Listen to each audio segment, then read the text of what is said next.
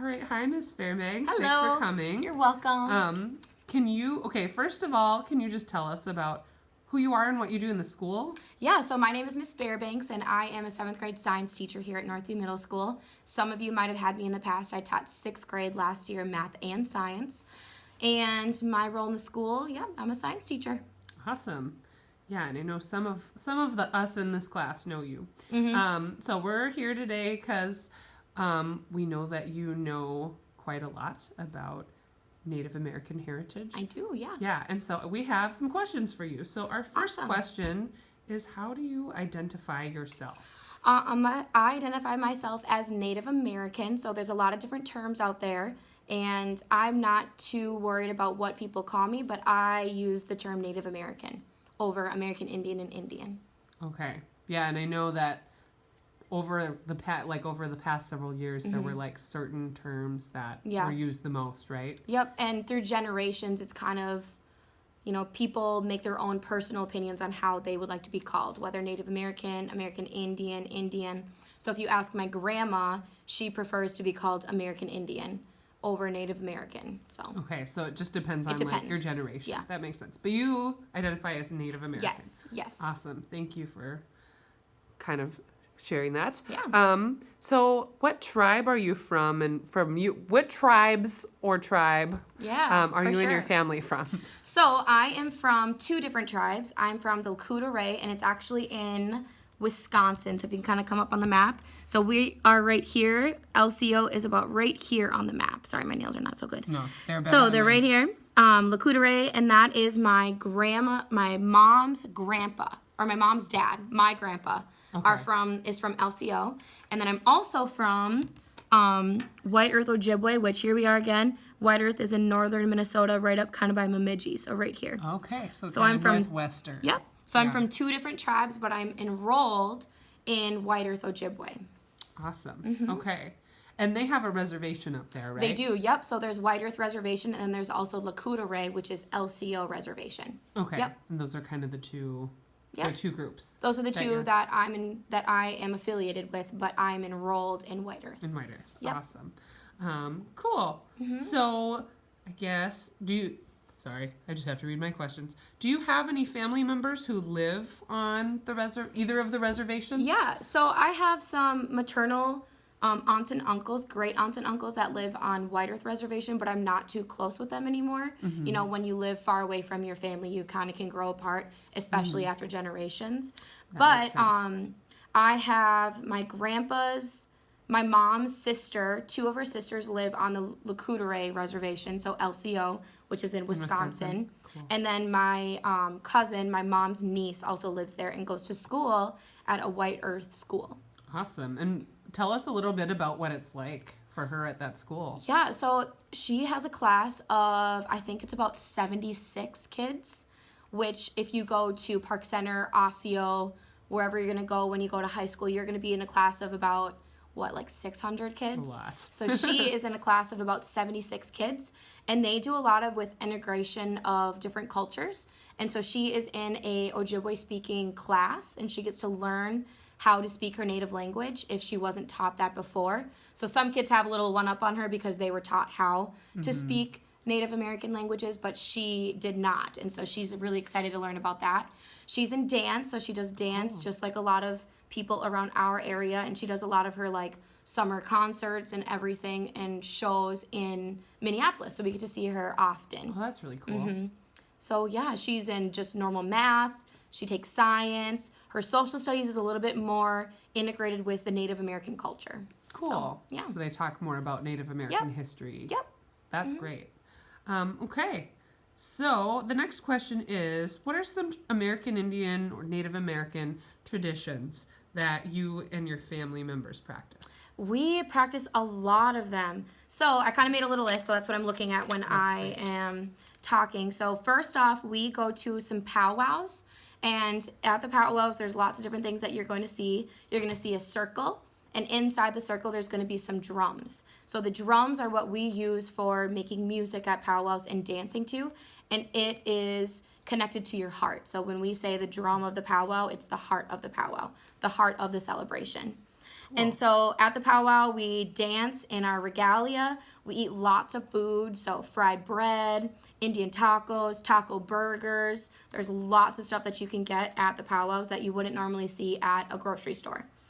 What else do we do at powwows? We camp. Oh, cool. And so usually powwows are a 3-day thing. And there's these things called grand entry where all of the dancers come in at once and they get to kind of be introduced to the powwow arena, is what we call the circle. Mm-hmm. So we dance, we eat food, we camp, we have campfires, which are really fun. We roast some marshmallows. I'm sure some of you have had s'mores before. You can find those at powwows as well. And then we also have other little traditions within our like big family traditions. So Thanksgiving.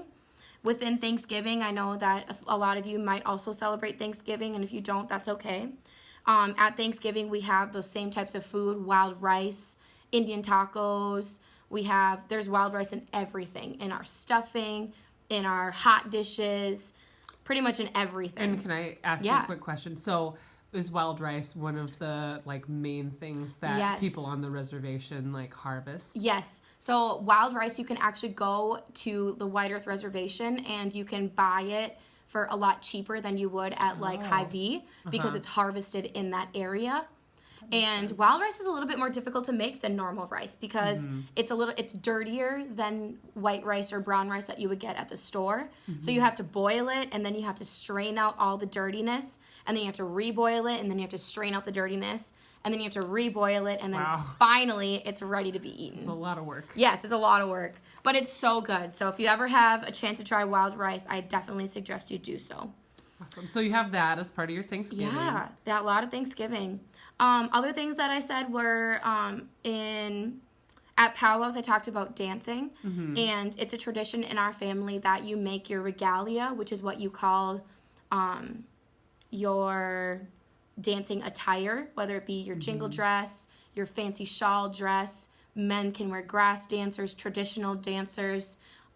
There's lots of different types of regalia that you can make, and growing up I was a jingle dress dancer. So I have jingle dresses from when I was 2 to up until probably my last one that was made was 3 years ago. Oh, wow.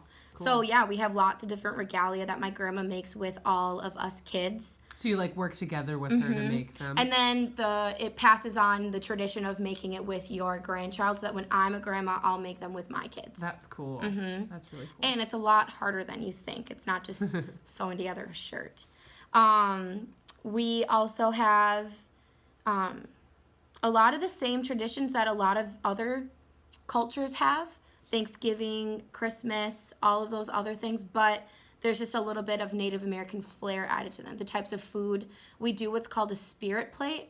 And so we take a plate, and usually it's a younger person who makes the plate. Somebody that you kind of get honored like that year who's going to be making the spirit plate. And you put a little bit of each item, each dish on the plate, and that is for all of your deceased family members to come in and join you. And so that plate is for them. Yep. Oh, cool. To come in. So you put it outside of your house, and then your spirits can come in and eat all of the food that you are eating with your alive family members. Oh, cool. And can I ask a question? A couple questions about that? So do they physically make the actual plate like out of, or is it just they get a regular plate and they put food on it? Yeah, it's called a celebration plate. And so the one that we use in our family, you can have one for each household. My grandma's house that we go to mostly for like all of our traditions, she painted it. So in White Earth, there's different symbols that represent the tribe that you're affiliated with. And so White Earth, it's flowers. It's a floral design. And for each tribe, there's different things that you'll find on pretty much everything. Your regalia, your dishes that you use for eating, your purses, stickers on the back of your vans, everything. So there's like a different. You'll see it everywhere. Yeah, so the plate that we have at my grandma's house is a floral design, and we use that every time. Okay, so you always use the same plate, but it's like whoever. But the different food, goes on it. I see, and somebody different is chosen to choose the food. Yes. I see. To put the food on. It's not that you choose the food; you put a tiny piece of everything that you're going to eat. Oh, okay. And then if you don't put that So if you don't put the apple pie on the plate, then your spirit, our deceased family members won't be eating apple pie. They won't get to have apple pie. And so that's kind of where it goes. That's cool. So have you done that several times? Have you been chosen? Yes, I've been chosen many times. I'm my grandma's favorite, so she picks me a lot. But now that I'm getting older, a lot of my younger cousins are going to be making the plates over me because I'm 25 now. So they usually go with go with like younger kids to teach them and to kind of pass on those traditions to make sure that each person in the family got to make the spirit plate. That's really cool. That's a cool tradition. Yeah, is that enough? Yeah, no, that's good. I have a question about, so back to the whole powwow thing. Yeah. Like, so you do jingle dance. Mm-hmm. Can you tell us any more about like how jingle dance started?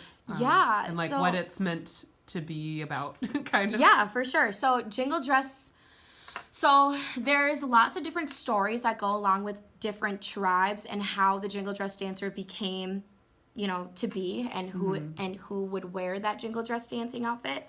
And there's books out there that have different stories behind it because everything that happens in the Native American tradition is a story that goes along with it. Something happened back in the day when the Creator was making the world and they needed a jingle dress dancer to do a certain job for that tribe. So when I was taught when I was younger there was a story back in the day, and it's a book. I wish I could have brought it, but maybe we can find that later. Maybe. So there's a story back in the day. I can't even think of what the story started out as, but long story short, there was this man and his daughter became ill with this sickness around his area, and he prayed to the Creator, how can I save my daughter? And the Creator said that he needed to make a dress that can be worn in the arena, and she needs to be able to dance in it herself and have the strength to do it. And so he said that it had to make music, and then the father of the sick child said, okay, I'm going to make my daughter a dress that makes music. And so when he set out and he got all of these different objects that can be clamped together to make sound, and he found jingles. And so it's little silicone metal pieces that he rolled up into like a cone shape, and he clanked them together, and he said, yeah, that sounds really beautiful. And so in the meantime, while he was making this regalia for his really sick daughter, he was helping her stand up, helping her bounce, because he knew that she would need to bounce to make the jingle sound. And if he wanted his daughter to be alive, then the Creator said that she needs to be able to do this on her own and make music. And so he every day got her out of bed, helped her up, moved her along a little bit, helped her dance, and then put her back to bed. And each and every day he did that, started making her regalia. Each and every day he did that, made her regalia. And finally, when the regalia was finished, she was so used to getting up every single day. She put on that jingle dress, and she was able to dance in it, and she wasn't sick anymore. That's cool. That's a cool story. So that's just one of the stories of jingle dress dancing. Yeah. Yeah, and I know I've heard a couple different things, but it's cool to hear like kind of where it comes from. And a lot of the stories come from, your relatives, your seniors in your family. We call them elders in the Native American community. So the elders are always the first to eat because they bestow all of the knowledge of the Native American culture onto their family members. Cool. So yeah. So your grandma is one of the elders, I'm guessing. Yes, she is. Yeah. Yeah. That pretty much summed up the jingle dress, right? Yeah, I think so. That's a really cool story. And there's some really cool like videos on YouTube. If you just go in on YouTube and type in jingle dress at powwows, you can come up with a bunch of different ones, and you'll get to hear the drum. And fun fact, with drumming, men are only allowed to drum in the Native American culture. Interesting. Yep. So women can stand around the drum, but men are the only ones that are actually able to drum on the drum. I see. But only women can wear the jingle dress, right? But only women can wear the jingle dress, and only women can wear the fancy shawl dress. There's women's traditional dancing. There's men's traditional dancing. There's men's fancy dancing. So there's lots of different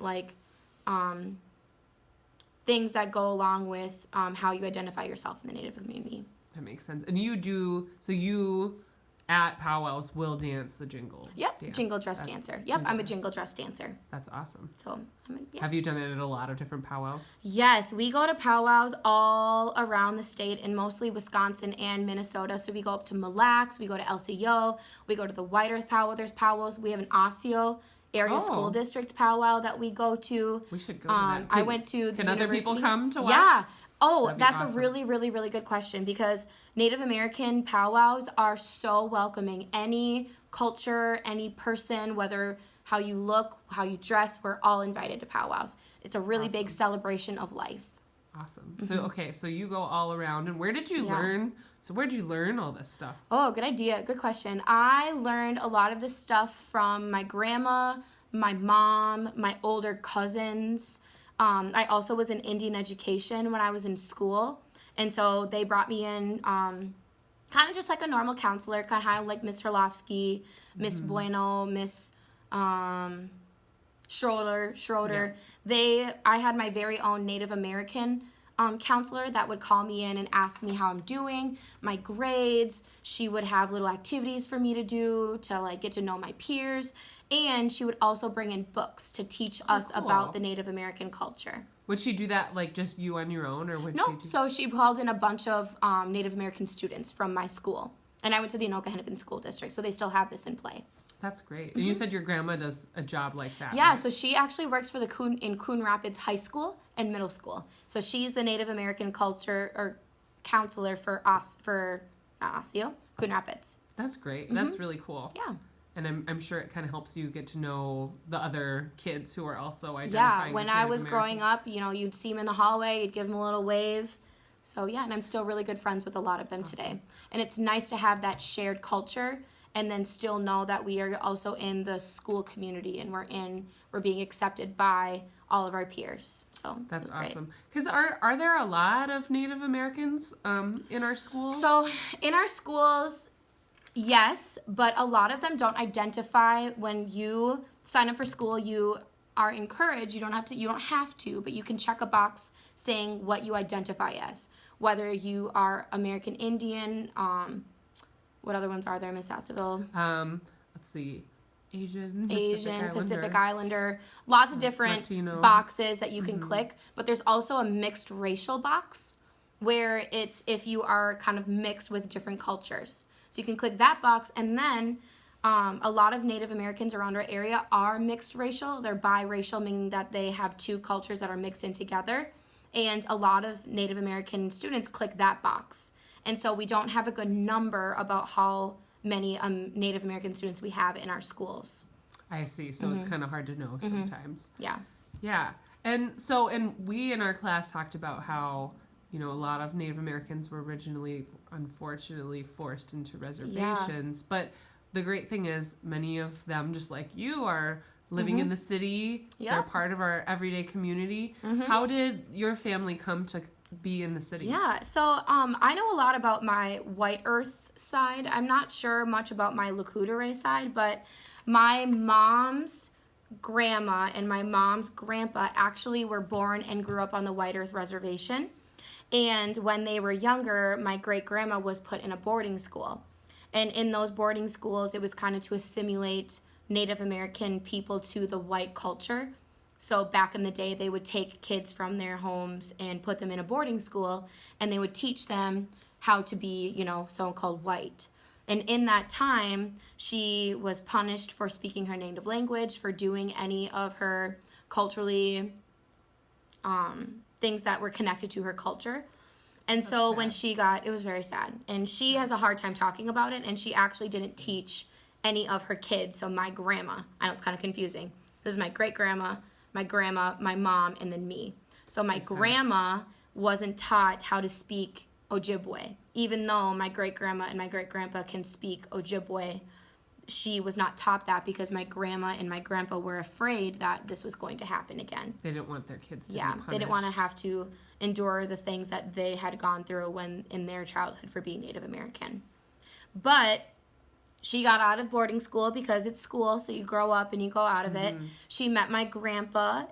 They met at a barn. They were both working on a farm in White Earth, and cool. they met, and they were together for a few years, and then the Relocation Act of what did I say, Miss Sasseville? Oh, I know, right? Was it 50 something? 19... Or was it 30 something? I think it was 1965. I know. Oh, okay. No phones. I know. Hang on. So, It's after school. We'll it's make the an Indian exception. Relocation Act of 1956. Okay. So in your dad was born. 1956, yes. So we were close. Yeah. So the Relocation Act of 1956 is when my great-grandma and my grandpa moved to the Minneapolis areas because they wanted to encourage Native American people to come and give them opportunities for jobs, for living situations, and schooling in Minneapolis to kind of get more culture inside Minneapolis. So they took up that offer. They moved to Minneapolis. They both got jobs, and they bought a house in Minneapolis and had 7 kids, including my grandma. It's a big family. And yeah, it was one of the really great things that, our country did was the Relocation Act of 1956 because it encouraged Native American people to come and to get educated and to do vocational work within Minneapolis. To give them some opportunities. Some different opportunities. That's so then they moved to Minneapolis. We still went to powwows. They had 7 kids. Those kids had kids. Those kids had kids. And here I am. Awesome. Yeah. We're really happy you're I here. know. Yeah. Let me think. Well, you touched on the languages. I think you covered pretty much everything. I do have one kind of off-the-cuff question. Yeah, for sure. Yeah, it's okay. Thanks for being flexible. So we have talked a little bit about Native American beliefs, and how, every tribe might have slightly different beliefs. Yeah, for sure. And a lot of these beliefs people held them, and then when white people came and did a bunch of bad things to Native Americans, then they kind of forced their beliefs on them. What do you know about your tribe's beliefs about the Creator and things like that? Yeah. So that's a really good question. What do I know about my tribe's beliefs? So like you said, a lot of the tribes have very similar beliefs. There might be just little differences here and there, but all in all, Native Americans believe in a creator who created Earth, and they created Earth for the animals, and then humans were placed on this Earth to help the animals live their lives. And so anything that we take back from Earth, we also have to put back into Earth. So Native Americans are really big on give and take. So you give something, you're allowed to take something. You give something, you're allowed to take something. So when you are, for example, hunting. So I know a lot of people, not even in the Native American culture, but in general population, Minnesota is known for hunting. Yep. Native Americans, like my uncles, my brothers, my dad, when they go hunting, if they get a deer, they have to give back to that spot by saying prayers and giving thanks to the Creator for allowing them to give this deer, and they also have to place tobacco on that area. So it's kind of like an offering. Yeah, so it's like an offering for that deer, and giving, because they are taking that deer, they have to give something to that area. So that's just something small that that Native Americans believe in. We're also big on respecting our elders, which sounds something that everyone should do, but Native Americans are very strict on this aspect of their culture, meaning the elders are the first people to eat. They are the ones that do all the prayers before we eat. They are the ones that are the first ones into the dance arena when they go into powwows. They are the providers for the Native American culture. So yeah, that's really an important belief. For them. A very, very important belief. Yep. Cool. But on top of that, it's just little things here and there that we do as a family that come from our Native American beliefs. That's awesome. And traditions. Yeah, and you've shared a lot about some really cool ones. Well, thank you for sharing. You're welcome. I hope this helps. It helps a lot. And I encourage you, Miss Sasseville, when you are, showing this video, look up online powwows and a drum. It's really cool to see. Yeah, I will actually. I was planning on showing some powwow videos. Love it. On the day that I show this video. Yeah, so, for sure. Okay, well, bye everyone. Bye. Thank you.